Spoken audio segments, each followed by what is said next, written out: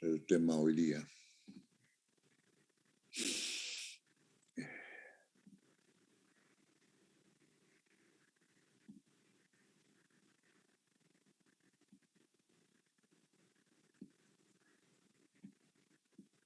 Bueno,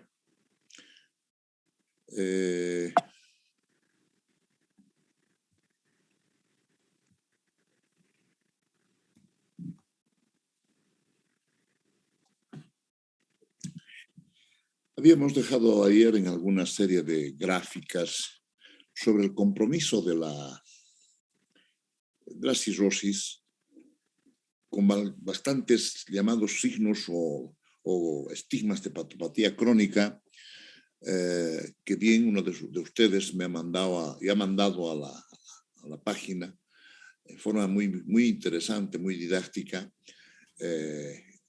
cuáles son las repercusiones aquellas. Siempre es interesante ver una innovación en nuestra actividad. ¿Qué les decía? Y él con todo este examen físico general y regional, con toda esta serie de estigmas de patopatía crónica,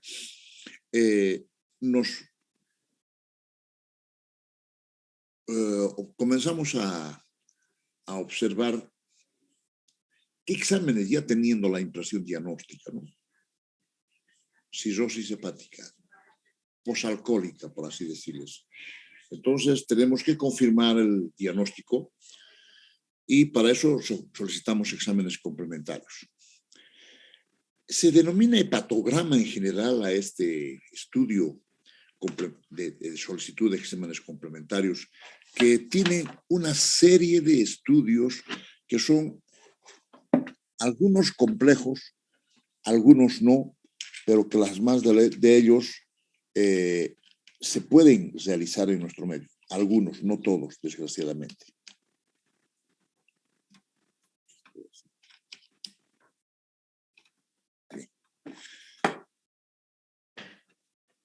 Es así que en este hepatograma llamado así, vamos a pedir un grupo de laboratorio, de exámenes de laboratorio, que nos hablan de la necrosis del hígado.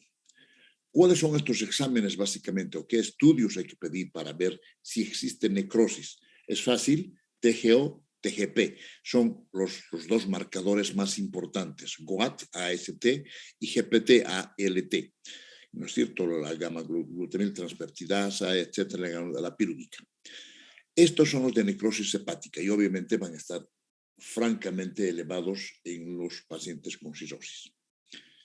Pedimos también estudios de colestasis, en el cual vamos a verificar la cuantía de la bilirrubina total y la bilirrubina directa o conjugada, de la fosfatasa alcalina y de la 5-nucleotidasa y de una enzima que ya está comenzando a hacerse en Sucre, que se llama la gamma-GT, gamma-glutamiltransfertidasa. Esta última enzima se dice que es, este último marcador se dice que es muy sensible, que nos hace pensar de daño hepático. Entonces, un paciente con hepatitis alcohólica, por ejemplo, el pedir y el estar elevado ya nos puede hacer sospechar evidentemente de esta enfermedad. Entonces, tenemos enzimas de necrosis, tenemos cómo diferenciar o ver si existe colestasis. Podemos pedir exámenes para ver la función hepática. ¿Cómo podemos ver qué marcadores nos pueden indicar de que está funcionando adecuadamente el hígado o ha comenzado ya a tener un daño en su funcionamiento, una disfunción propiamente, una insuficiencia hepática? Tiempo de protrombina. Sabemos que la protrombina se sintetiza en el hígado, entonces su disminución nos hará pensar en un daño hepático funcional realmente importante. La disminución de la pseudocolinesterasa, y esto que es muy sencillo de solicitar, un patrón de un proteinograma, ver cuánto está de albúmina, que generalmente en este caso va a estar disminuida la albúmina y al revés, va a existir una elevación de la gamma globulina. Entonces, son patrones que son muy fáciles de medir. Quizá la pseudocolinesterasa no se está haciendo, pero el resto se hace. Y finalmente un hemograma, donde podemos ver una anemia ferropénica, una anemia megaloblástica por déficit de vitamina B12, o en definitiva una pancitopenia. Blancos, rojos y plaquetas estén en el suelo o disminuidos. Podemos pedir estas otras pruebas que son mucho más exquisitas, más específicas, para ver sobre todo el origen, la etiología de la cirrosis. Y podemos pedir anticuerpos y antígenos de la hepatitis A, B, C, D, E, la ceruloplasmina para la enfermedad de Wilson, la transferrina y ferritina para la hemocromatosis, anticuerpos, y estos son mucho más específicos para pensar en fenómenos sobre todo de inmunocomplejos, anticuerpos antimúsculos liso, anticuerpos antimitocondriales 2, así se denomina el anti-M2, el anti-LKM1, anticuerpo hepático, liver y riñón, kidney.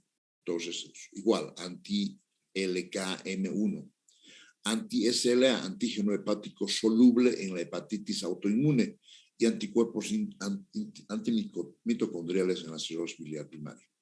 Ignoro si estos los de aquí abajo se están haciendo, pero la transferrina y ferritina seguro que se están haciendo. Pero bueno, no estoy seguro de que se hagan, pero deberíamos solicitar ante una duda de la etiología de la cirrosis específicamente. Esta es una clasificación que saqué no me acuerdo de qué libro, la clasificación de Child-Pugh para la evaluación de la función hepática. Y hablaba de parámetros especiales en el lado izquierdo, un puntaje respectivo de acuerdo a la magnitud o a la intensidad. Aquí, por ejemplo, si la bilirrubina estaba menos de 2, le daba un puntaje de 1. Si estaba entre 2 y 3, estamos hablando ya de que había una ictericia manifiesta, 2, 3, y así sucesivamente. Creo que hasta un grado de 3 puntos, ¿no? Se dosificaba la albúmina y si se decía que estaba más de 3,5 tenía un punto. De 2,8 a 3,5, o sea, hipoalbuminemia 2 y así sucesivamente. De menos de 2,85, 3 puntos.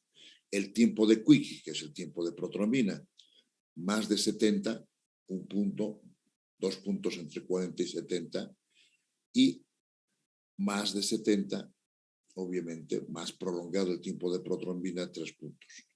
Si no había ascitis, 1 punto. Si había ascitis leve, generalmente por ecografía, 2 puntos. Y si había una moderada, entonces pedíamos 3. Si había encefalopatía, igual, si estaba ausente la encefalopatía, 1 punto, 2 puntos si había una encefalopatía tipo 1-2, y si era 3, encefalopatía hepática 3 o más, 3 puntos. Entonces se hacía una gradación. Grado A menor o igual a 6 puntos, grado B entre 7 y 9 y grado C entre 10 y 15 puntos. Es posible manejar también de esa manera. ¿Qué estudios por imágenes podemos solicitar? La ecografía abdominal es útil, sobre todo para la discriminación de ascitis leves, la fibroendoscopia digestiva alta para verificar si existen varices esofágicas, gastritis y todo aquello. Y, por supuesto, que la biopsia hepática, que le va a poner el sello definitivo a la enfermedad, a la cirrosis. Fibrosis y nódulos de regeneración, realizada por la biopsia, confirmada por el doctor Llanos, cirrosis hepática. Entonces, eso es lo que habitualmente se hace. Vamos a hablar finalmente de la insuficiencia hepática aguda, definiendo que es un cuadro sindromático raro por alteración donde el hígado básicamente se compromete en todas sus funciones. Lo tremendo es que tiene una elevada mortalidad. Entonces hay que estar atento a esta situación. Se divide en dos grandes grupos. Una insuficiencia hepática fulminante, que es la más grave, agresiva, donde, si ustedes están viendo, la insuficiencia hepática va a depender de la encefalopatía hepática subsecuente. Entonces, la encefalopatía hepática define la insuficiencia hepática fulminante y la insuficiencia hepática también de comienzo tardío. La insuficiencia hepática fulminante es cuando la encefalopatía se presenta a las 8 semanas de diagnosticado al paciente con cirrosis.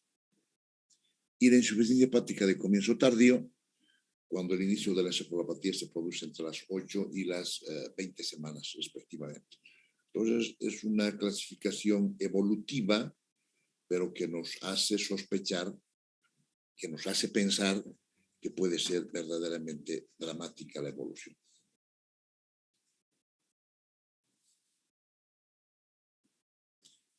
Vamos a hablar de la encefalopatía hepática crónica. Se dice que es un complejo sindromático neuropsiquiátrico por alteraciones sobre todo de una célula neurológica, del astrocito. El astrocito se vería afectado prácticamente, edematizado de inicio y obviamente a una alteración, en definitiva, de un déficit de la neurotransmisión más que un déficit del metabolismo cerebral. Como les decía, el astrocito es la célula que de inicio se altera. Y las manifestaciones clínicas son mentales, alteraciones de la conciencia, puede haber jubilación, estupor, coma, alteraciones de la personalidad y deterioro intelectual, ¿no? Es franco el deterioro intelectual. Esas son las alteraciones mentales. Pero también pueden encontrarse alteraciones neuromusculares, de las que hemos hablado ayer algo. El temblor aleteante, la asterixis o flapping, los signos extrapiramidales, el signo de la rueda dentada, les decía, esa extensión que se hace de la mano y después se suelta la mano. El individuo va haciendo caer como si fuese una rueda dentada a la mano. Ese es un signo extrapiramidal.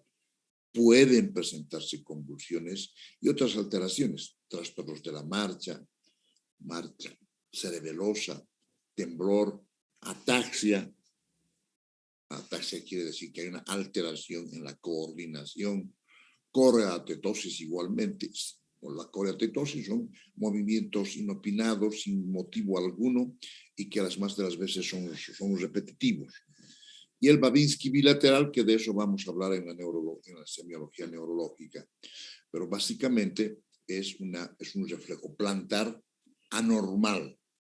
El reflejo plantar normal es este, les voy a indicar. Planta del pie es un reflejo cutáneo mucoso, cutáneo en este caso. Se estimula la planta del pie de talón hacia la punta del pie. Las más de las veces se hace dar una vuelta, pero es suficiente que vean esto. ¿Cuál es la respuesta de la planta de los dedos del pie? Intentar agarrar el estímulo. O sea, una flexión plantar, así se denomina. Estoy indicando que como si esta fuese mi planta. Entonces hay una flexión plantar. Ante el estímulo hay una flexión plantar. El signo de Babinski es un signo plantar anormal.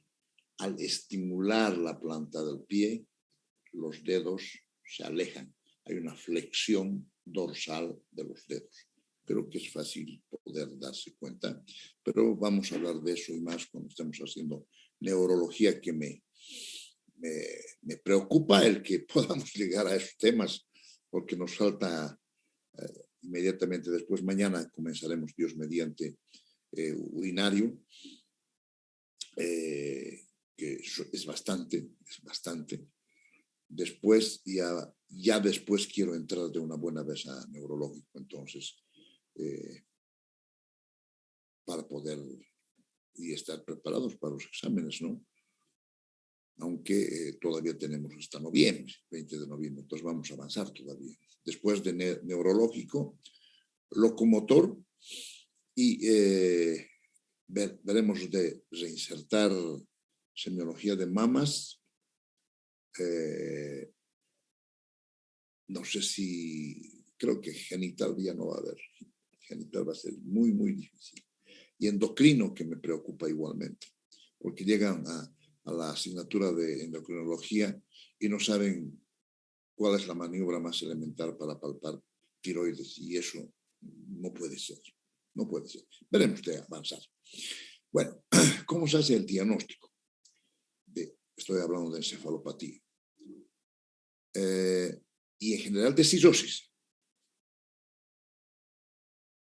¿Qué causas pueden desencadenar las complicaciones ya o insuficiencia hepática y final a través de la encefalopatía hepática? ¿Qué cosas pueden precipitar encefalopatía hepática que a la postre van a definir también insuficiencia hepática? Si existe fallo renal, ¿cómo me doy cuenta de fallo renal? Estoy midiendo clearance de creatinina y urea. Dosificación de urea creatinina ya me hace pensar que hay problemas renales. Ver si ni el paciente no está tomando tranquilizantes, sedantes, hipnóticos que pueden desencadenar encefalopatía hepática. La hemorragia digestiva alta, la ingesta de diuréticos, la dieta hiperproteica, infecciones y constipación, todos estos factores pueden desencadenar desgraciadamente encefalopatía hepática y finalmente insuficiencia hepática. Aquí en la gráfica está mostrando grados de trastornos de agresividad en el individuo. Aquí está tomando el Babinski, si se dan cuenta, Babinski. Es terrible ver al paciente en esta situación, es dramático. Bueno, entonces tendré que evitar los ansiolíticos, hipnóticos. La dieta tiene que ser con pocas proteínas, etc. Este es el signo de la rueda dentada, como ya les he indicado. Después de flexionar la muñeca y los dedos de las articulaciones metacarpofalanges, los dedos, entonces va descendiendo progresivamente como en gradas la mano. Se ha visto en tomografías computarizadas que el problema sería el depósito, estoy hablando de la encefalopatía hepática, el depósito en los núcleos de la base de manganeso y amonio. No metabolizar esto parece que tiene esta repercusión neurológica y neuropsiquiátrica. En el examen físico hay que buscar manifestaciones de insuficiencia hepática crónica y de la hipertensión portal. El estado mental y las alteraciones motoras varían de acuerdo con el grado de la encefalopatía, eso es obvio. Y finalmente, ¿qué exámenes complementarios solicitar? Gases en sangre, electroencefalograma, resonancia magnética, tomografía computarizada, etc. Los casos son severos de encefalopatía hepática y muchas veces determinan el fallecimiento del individuo rápidamente. Bien, pasamos a la semiología del páncreas, que vamos a hablar muy rapidito. Sabemos que es una glándula que tiene una cabeza, un cuerpo y una cola. Tiene dos funciones principales. Tiene una ubicación retroperitoneal. Está como rodeada por el duodeno. Es una glándula mixta. Tiene una producción de enzimas para la actividad digestiva, tripsinógeno, sobre todo, y por otro lado, funciona como una glándula de secreción interna, produciendo insulina, sobre todo, que esa es la más importante, pero otras más, el glucagón, el el péptido intestinal activo, etc. Ahí estamos viendo el páncreas. Es una glándula blanda, difícil de poder definir con la palpación. Aquí está viéndose las relaciones que tiene con el vaso. Igual, aquí está rodeada. Tiene dos conductos, un conducto de Wirsung, uno principal por el que se vacía el cubo pancreático, y muchas veces el conducto de Santorini anexo. Tiene células alfa, beta. Bien. ¿Cuáles son los principales síntomas de la patología del páncreas? El dolor. Me ha llamado la curiosidad, jóvenes, y si quieren en cualquier momento les demuestro, cuando hicieron un comentario mis colegas, ¿no? Dijeron el examen a través del eCampus, copian unos con otros, se reúnen en grupo a través de WhatsApp o en la casa de alguien y hacen las respuestas en grupo. Yo he dudado toda la vida de la honestidad de mis estudiantes.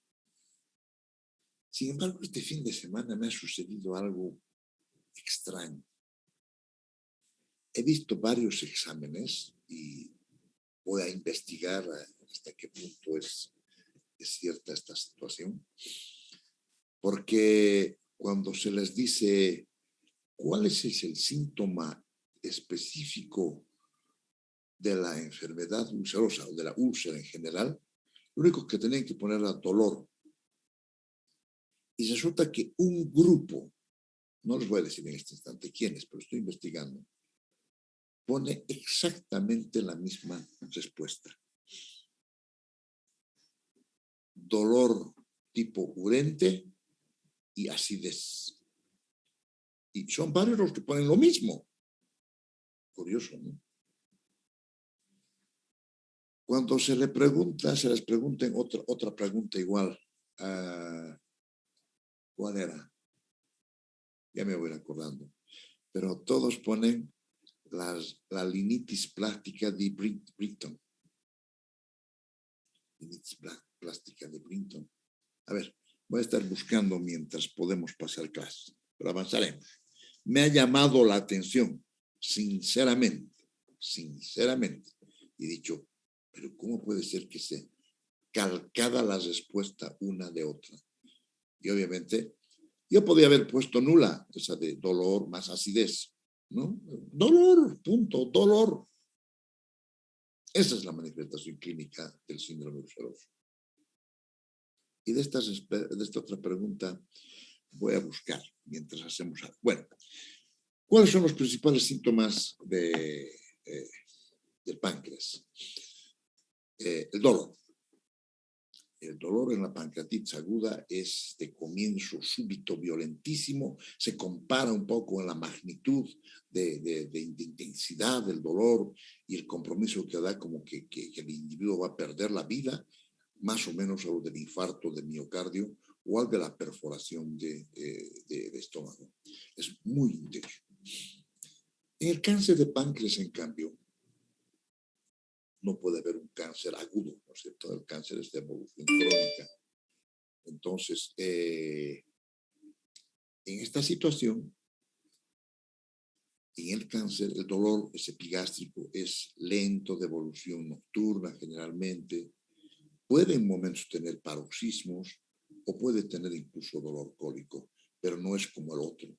El otro presenta lo que se denomina el drama pancreático de Delafoy, dolor intensísimo tras haber ingerido alcohol, colecistoquinéticos, grasas, derivados de leche, etcétera, etcétera, o haber tenido antecedentes de litiasis biliar, por ejemplo, ¿no? Entonces, un dolor intensísimo, el paciente está en shock, muchas veces en shock franco, no puede tenerse recostado en decúbito dorsal porque se mueve de un lado a otro, flexiona muchas veces las rodillas Es un dolor que comenzando en el epigastrio se irradia en cinturón hacia los dos hipocondrios e incluso hasta las regiones dos lumbares. ¿Qué otros síntomas o signos más encontramos? Ictericia. Un 25% aproximadamente de pacientes presentan ictericia. Y otros trastornos digestivos, anorexia, náuseas, vómitos, diarrea, cialorrea y pérdida de peso. Sobre todo la pérdida de peso en el cáncer. En el examen físico, ¿qué cosa podemos encontrar? En la pancreatitis aguda, el paciente está o realmente moviéndose o inmovilizado con un estado de alarma porque está realmente con un facies gris. Está lúcido el paciente, puede tener una dilatación gástrica secundaria a un íleo, se presenta un íleo paralítico momentáneo. En la pancreatitis crónica y el cáncer de páncreas podemos encontrar una masa palpable en el epigastrio. Es posible. Es posible. Dolor es más soportable que en la pancreatitis aguda. En los quistes pseudoquistes de gran tamaño, y estoy reiterando, podemos encontrar una tumoración circunscrita que contrasta con el enflaquecimiento del individuo. El bulto el tumor se encuentra en el epigastrio por encima del ombligo. Y estos signos que estaban en el cuestionario del día sábado. La fuga de enzimas en la pancreatitis necrohemorrágica alcanza la piel y puede provocar manchas equimóticas o amarillentas. Si son periumbilicales, se llama signo de Cullen. Y en oportunidades puede ir hacia el flanco o hacia la región de la espalda, hacia la región lumbar. En el primer caso se llama signo de Gray-Turner y en el segundo, cuando va hacia la espalda, se llama signo de Halsted. Es posible encontrar estos signos llamativos. A la palpación del abdomen podemos encontrar que la tonicidad de la pared abdominal está ligeramente aumentada y hay zonas hiperalgésicas y puntos dolorosos. El hemicinturón hiperalgésico izquierdo de Kaltz, que del epigastrio se irradia hacia el hipocondrio izquierdo, la zona pancreática de Chaufar y Rivet, es también otro dato de interés, puede servirnos para hacer una aproximación de que existe una pancreatitis aguda. Se limita esta zona esta zona cólico-pancreática. Se traza una línea vertical por el ombligo y una horizontal también por el ombligo, de modo que forman un ángulo recto abierto hacia la derecha. Se traza una bisectriz en este triángulo y más o menos a 5 centímetros por encima de esta bisectriz, o sea, del punto medio, ¿no es cierto? O sea, un triángulo por el ombligo horizontal, por el ombligo vertical, bisectriz, y a 5 centímetros encima del ombligo se estaría la zona pancreática de colédoco-pancreática de Chaufar y Rivet. También podemos encontrar el punto pancreático de Desjardins, que se cree que es la desembocadura del colédoco o del conducto de Wirsum en el duodeno. El paciente se traza una línea del ombligo hacia la axila. El punto de Desjardins está a 5 a 7 centímetros por encima de esta línea. No se acerca al punto cístico que es en el reborde costal. Esa sería la diferencia. Prácticamente es la misma línea, solo que está a 5 o 7 centímetros del ombligo. El punto cístico está en la línea que corta el reborde costal. Después hablamos de la línea de Orlowski, o punto de Orlowski. Esta es más complicada. Se traza una línea que va del acromión, del lado derecho, hacia un punto medio que se traza entre la espina ilíaca anterosuperior y el pubis. se trazan dos líneas en consecuencia, una derecha y otra izquierda. Estas dos líneas se cortan sobre el abdomen y la cabeza del páncreas correspondería, estaría más o menos proyectada sobre la mitad superior del ángulo obtuso formado por su encuentro. Creo que tenemos este punto, vamos a verlo posteriormente. El punto costofrénico de Mayer-Robson igualmente podemos encontrar, presionando el punto costo vertebral izquierdo que despierta dolor. Y el punto de Preyoni, que corresponde a dos dedos por encima del ombligo y un dedo a la izquierda, punto de Preyoni. Creo que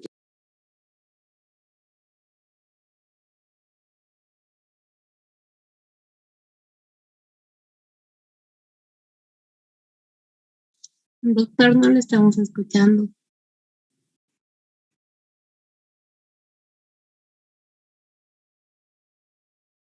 Está con su micrófono apagado, doctor.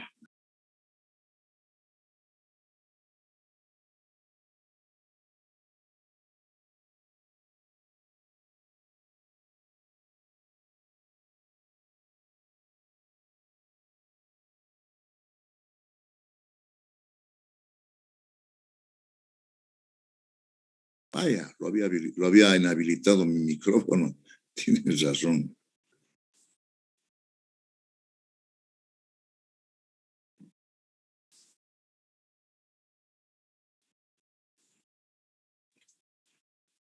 Sí, yendo por este lado se me ha ido, se me fue.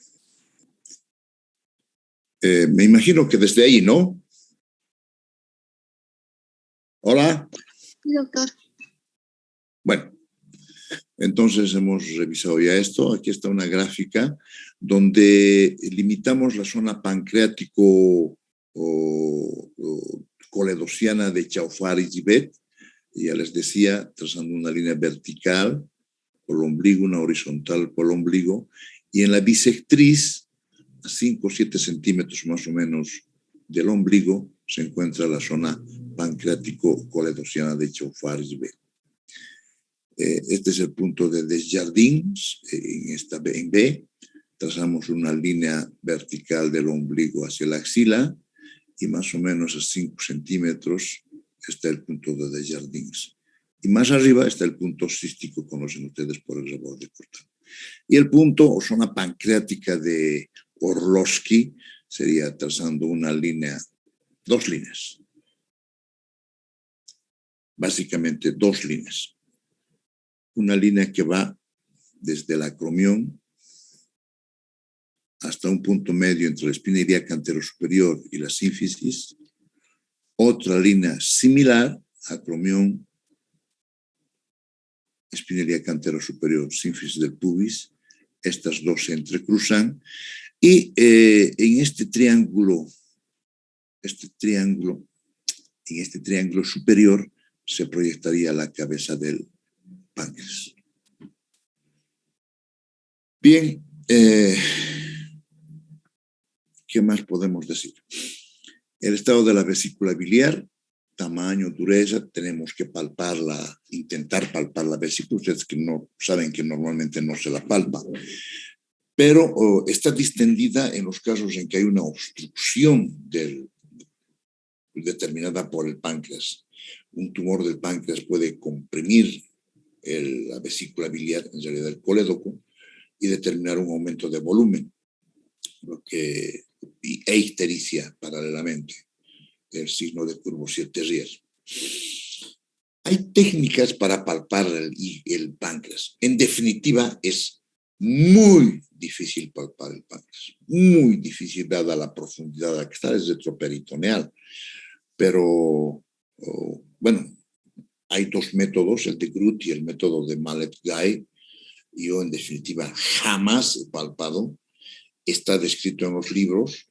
El método de Groot, en el paciente está en decúbito dorsal, por los muslos flexionados y la columna levantada por una almohada, o sea, como queriendo proyectar hacia arriba. Nosotros, de pie a la derecha, ubicamos con nuestra mano derecha el borde izquierdo del recto anterior del abdomen. Y con la mano izquierda intentamos palpar y intentamos definir el páncreas. Les vuelvo a decir, no es fácil. En el método de Groth, el paciente está en decúbito dorsal. En el método de Mallet-Goy, soluciona este problema porque lo que está impidiendo, se dice, entre comillas, es la presencia del estómago. Solucionaríamos parcialmente esta dificultad colocando al paciente de cúbito lateral derecho, con lo cual el estómago descendería un poco y nos daría la posibilidad de aproximarnos con nuestros dedos a palpar el páncreas. El paciente en decúbito lateral derecho, la extremidad de los dedos colocamos hacia el reborde costal a nivel del 11º cartílago, se sumerge paralelamente el plano superficial bajo el reborde costal, levantando la mano, se va hundiendo, dice la misma, los dedos se van hundiendo profundamente hasta intentar palpar el páncreas que está por encima del estómago.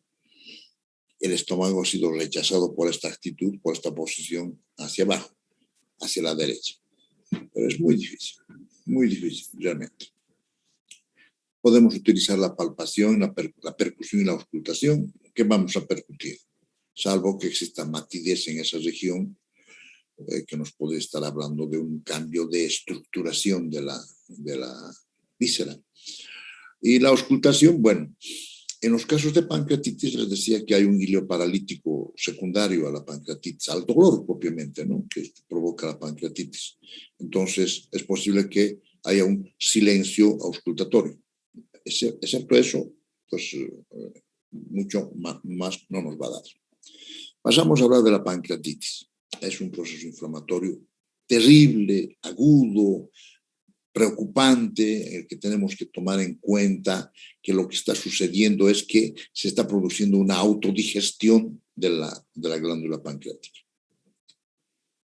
Y desgraciadamente puede ir más allá, hasta un fallo multiorgánico. Lo que tienen que conocer de pancreatitis aguda, que desde el punto de vista anatomopatológico hay dos tipos de pancreatitis aguda. La edematosa, la más común, por si acaso,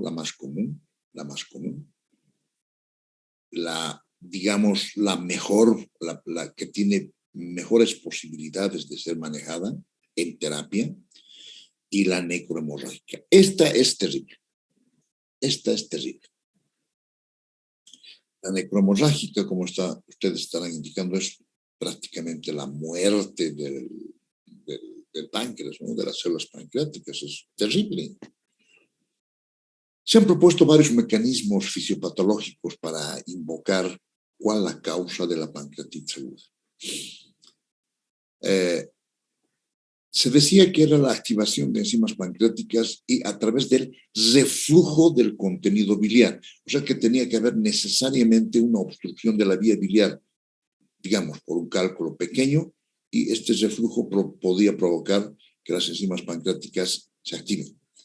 Hoy por hoy ya se ha retirado esa posibilidad y la causa definitiva es la autodigestión del páncreas por mecanismos citotóxicos.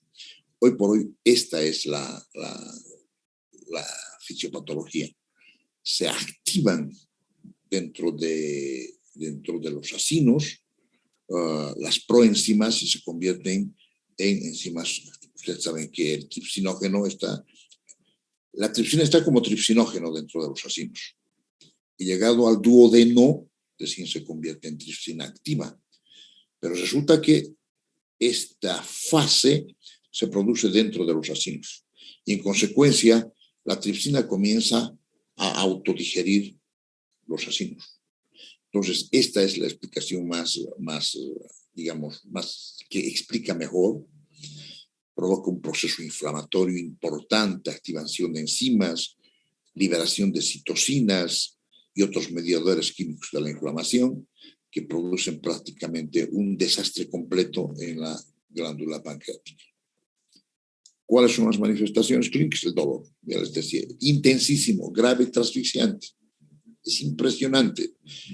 Si ven ustedes un paciente con pancreatitis en su práctica clínica hospitalaria, nunca se van a olvidar de un paciente con pancreatitis. Presenta náuseas, vómitos, signos abdominales, puede presentar.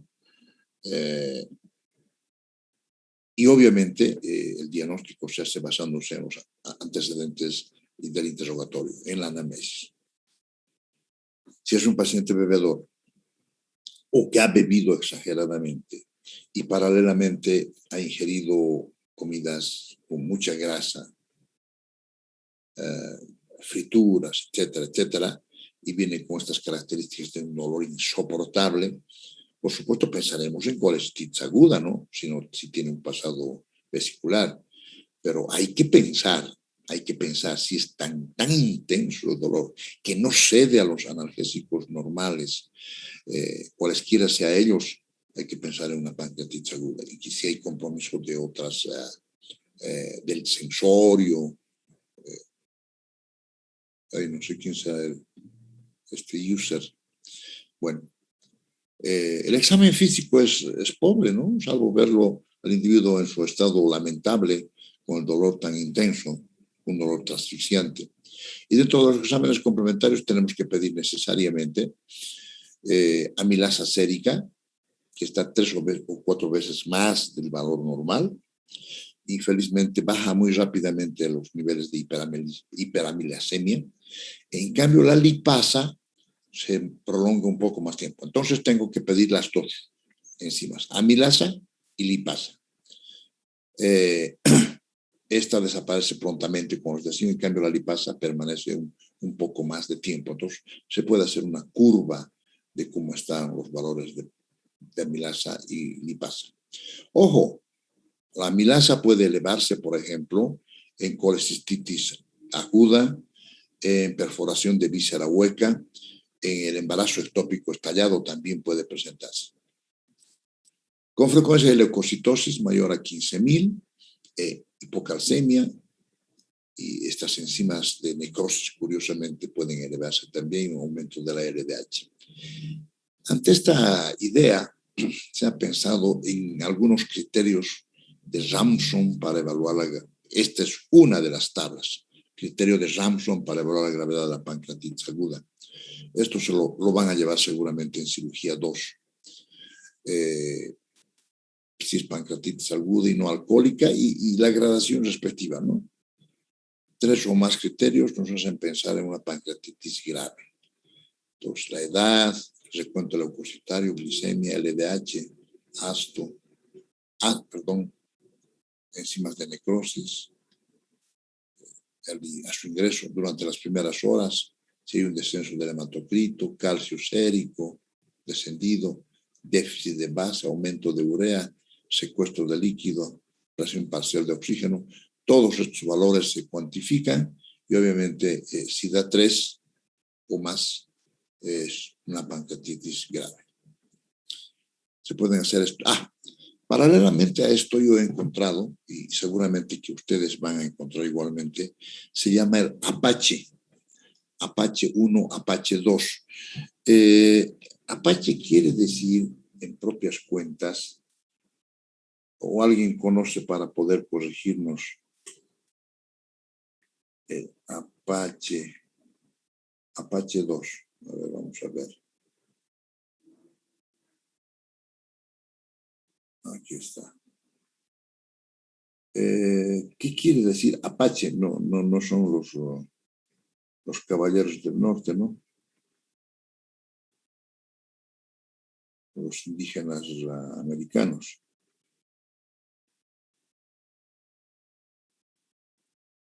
Aquí está.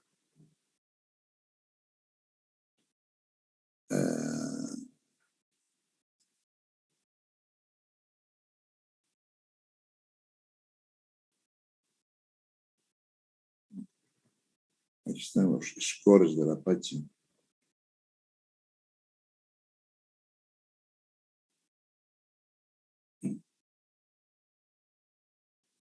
Por lo menos pues aprenderemos qué quiere decir Apache, ¿no?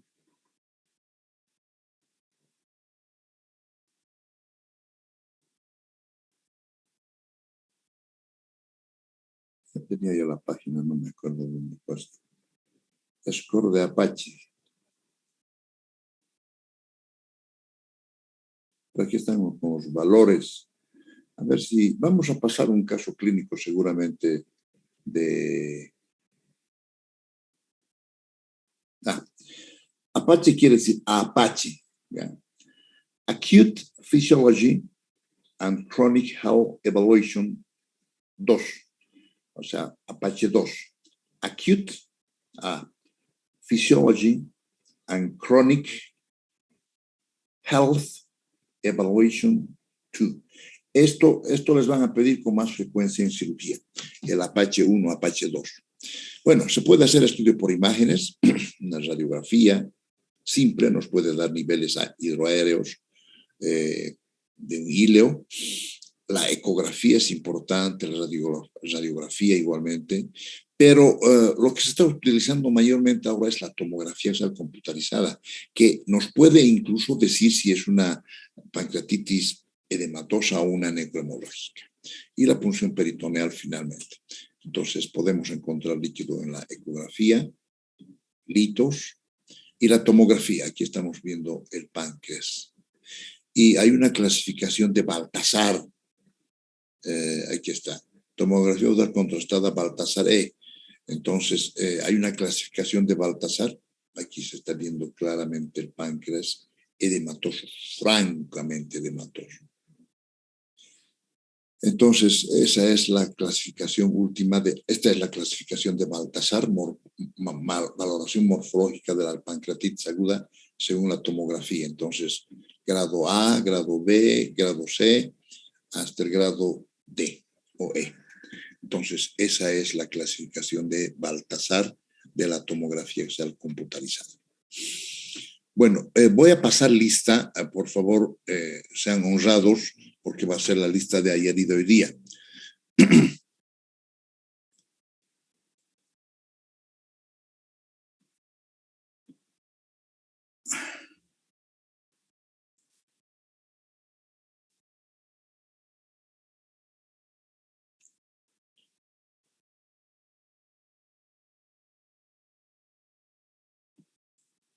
Aquí está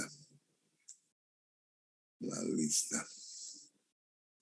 Entonces,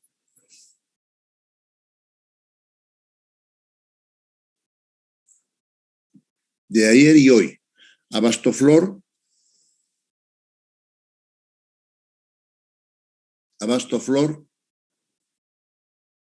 está, la he visto ayer también.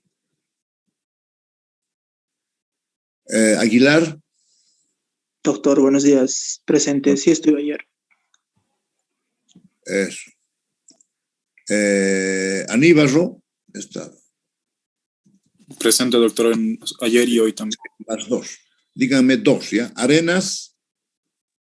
Presente, doctor. Las dos clases estaban. Eso. Arroyo. Presente, doctor. Las dos. Arroyo. Barja, también. Presente, doctor, las dos. Sin duda. Rodrigo. Presente, doctor, estaba las dos clases. Berríos. Presente, doctor, las dos. Bocanegra, las dos estaba falta. Estaba ausente. Bravo. Presente, doctor. Las dos. Calvimonte, igual. Mirieli. Presente, doctor. ¿Las dos? Las dos. Sí. Ok, gracias. Castro Andrade. Presente, doctor, las dos. Castro Moreno, también. Presente las dos, doctor. Choque, también. Las dos, doctor. Sí. Coronado. Presente, doctor. Las dos. Roger, igual. Ya no hay duda. Sara. Doctor, solo la de hoy, ayer falté. Eso, me alegra tu honradez, Sarita. Zoraida Díaz. Presente, doctor, las 2. Díaz de Medina. Presente, doctor, y las 2 estuve presente. Estrada. Las 2 ha faltado. Bruna. Presente, Bruna. doutor. Las Doutor, 2. estou presente. Sí, doutor, las 2. Gudiño estaba presente también. Presente, doctor, las 2. Sí. Gutiérrez. Guzmán. Presente, doctor. Estuve presente. Ayer. No, doctor.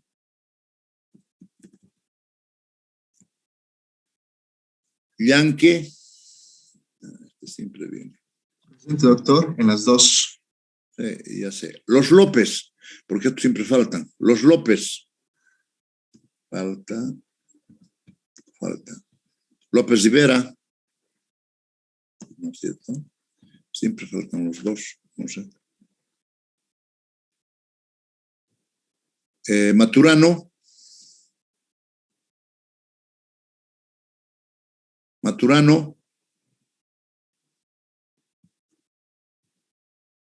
Bueno, ya arreglaremos. Mita. Presente, doctor, las 2 clases estaba presente. Montaño igual. Ojeda. Presente, doctor, las 2 clases estaban.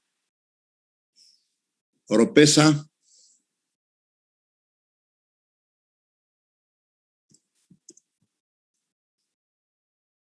Pacheco. Palancusi. Presente, doctor. Ambas, ¿no? Sí, doctor.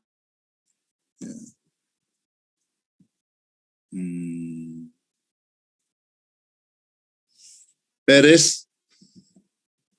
Presente, doctor, las 2 clases. Quispe. Presente, doctor. Estuve las 2 clases.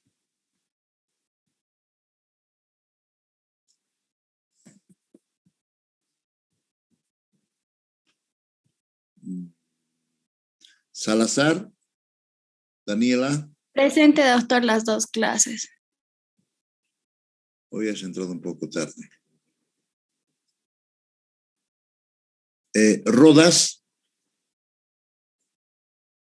Presente, doctor, las 2 clases. Ya. Señor Anis. Presente, doctor, las 2. Ya. Susaño. Presente, doctor, las 2. Sí. Tito. Tito. Tito.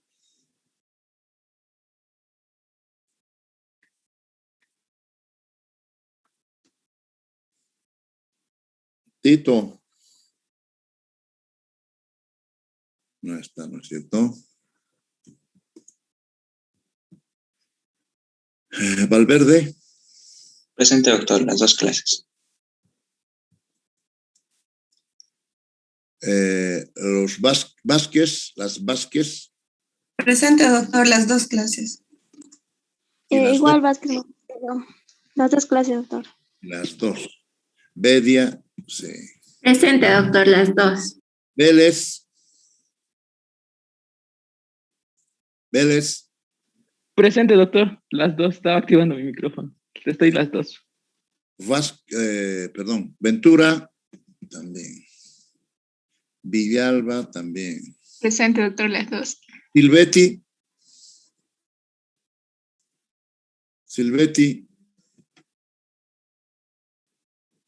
Está un poco flojo. Bueno.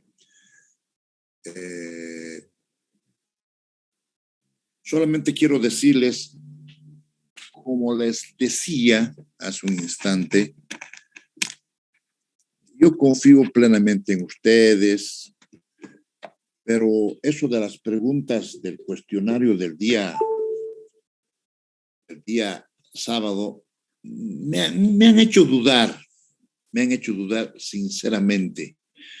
Aquí estoy entrando al libro de calificaciones y vamos a agarrar el cuestionario 6. Llama la atención que hayan respondido lo mismo.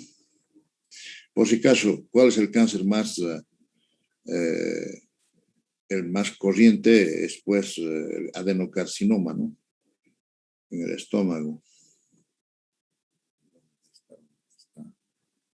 Ahí está. Esta es la pregunta que les digo, que han reiterado varios. Entonces esa es mi curiosidad. Villalba, estás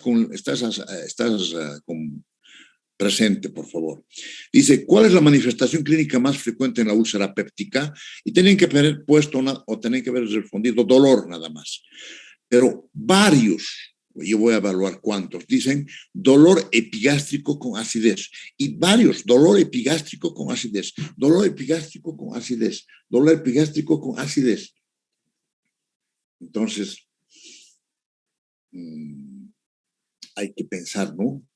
¿Qué es lo que pasó? Me hace sospechar de que hubiesen respondido en esto de ritmicidad diaria, por ejemplo. La respuesta era ritmicidad diaria, pero he aceptado como ritmo diario, ¿no? Y periodicidad anual. Taquifagia, ¿y dónde está? A ver, voy a ver si otra vez aparece eso. Esa respuesta me ha llamado la atención. Me ha llamado la atención. Peor con que les digo, rinitis plástica de Brighton. Rinitis plástica. Pero voy a hacer una evaluación. Y de repente está sucediendo nomás esta situación, ¿no? De alguna manera. Pero veo que acaban 19 minutos 40 segundos, 19 minutos 50 segundos, con 50, aquí está. Dolor epigástrico con acidez. ¿No les parece sugerente? ¿No les parece sugerente, chicos? ¿No les parece sugerente? Y rinitis plástica de Bright son. Y algunas más, ¿no? Bueno, en las otras donde hay una sola respuesta es humanamente imposible darse cuenta, ¿no? Es humanamente imposible. Se está pensando que los exámenes finales vayan a ser presenciales. No sé cuánto de ventaja tendrá esto, no sé. Pero, a ver, veremos.